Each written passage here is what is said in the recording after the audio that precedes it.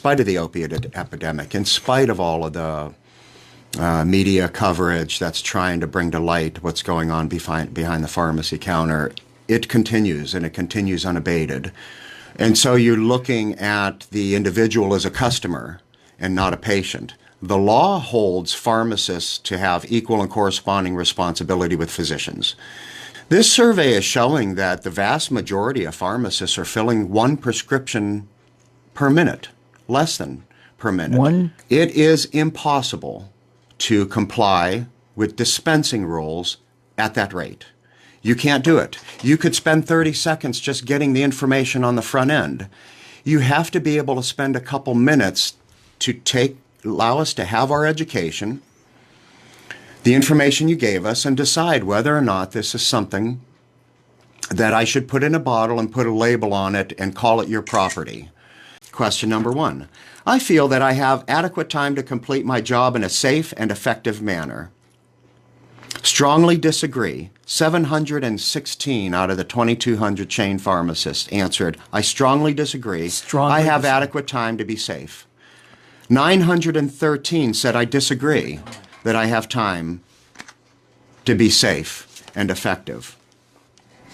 I feel that my employer provides a work environment that allows for safe patient care. Safe patient care. All the things that the laws and rules are meant to establish. 1,400 chain pharmacists out of the 2,200 either disagreed or strongly disagreed with their employer providing them with an environment that allows safe patient care. So aside from skirting the rules, the other thing is to not have enough staff back there. Why would you hire another pharmacist at $60 an hour to handle the volume you just took from the mom and pop that closed?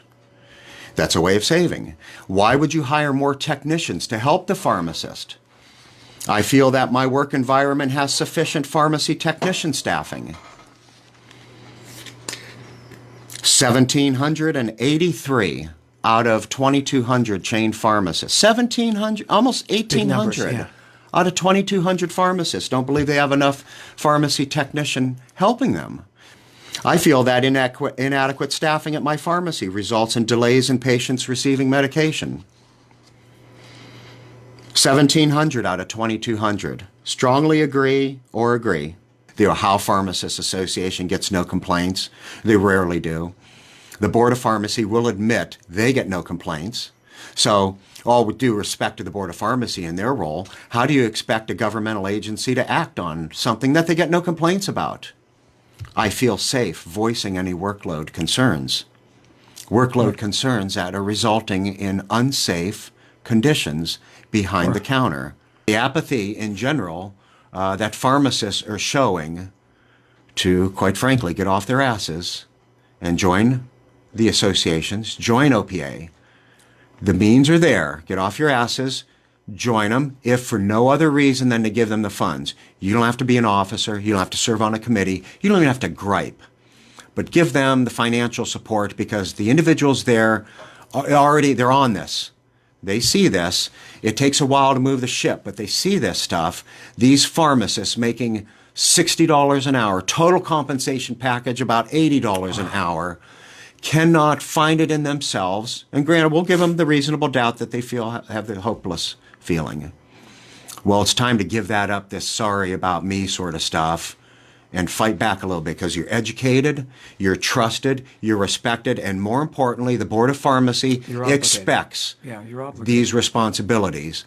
It seems that long gone are the days when you listing your professional associations that you're members of in your obituary that made you the individual people will remember you by seems to have come and gone. But it can't be. These are good things. These are good organizations.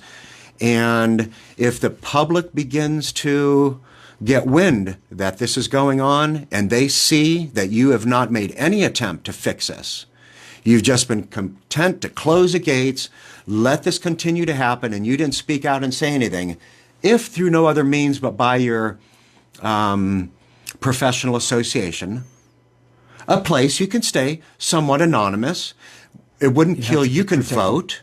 You can elect. You can direct individuals who you elect. If you don't like what they're doing, don't elect them next time. That's how democracy works.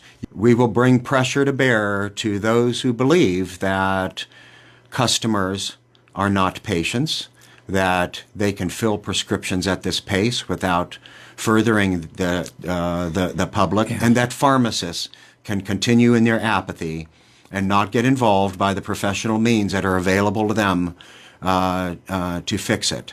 No more excuses.